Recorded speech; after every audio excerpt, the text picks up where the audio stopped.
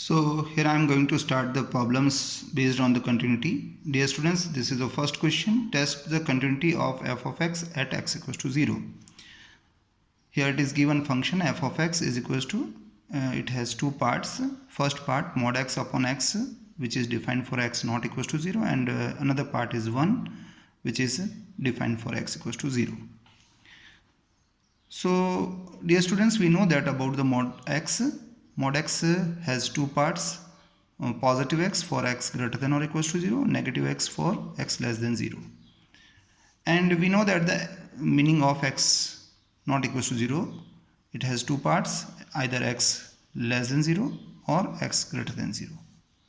So when I modify this function f of x, when I replace the mod x for less than 0 and for greater than 0, I have this is minus x upon x for x less than 0, and further when I solve it I have minus 1, and for x greater than 0 mod x is replaced by x, so x upon x, when I simplify it I have 1.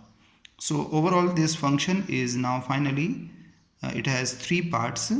For less than 0, for equals to 0, for greater than 0. For less than 0 I have minus 1, for equals to 0 it means at the point I have 1, and for greater than 0 I have 1. Now to start the testing of the continuity, I am going to opt left hand side limit. So left hand side limit for x less than 0. For it we have to express it by x tends to 0 negative on f of x, and further we can modify by involving h, and you know that it is what 0 minus h, but for less than 0 I have directly value is what minus 1, and it is constant. So whenever we apply the limit on constant, the result will be constant itself. And at the point x equals to 0, f of 0 is what 1, it is given already.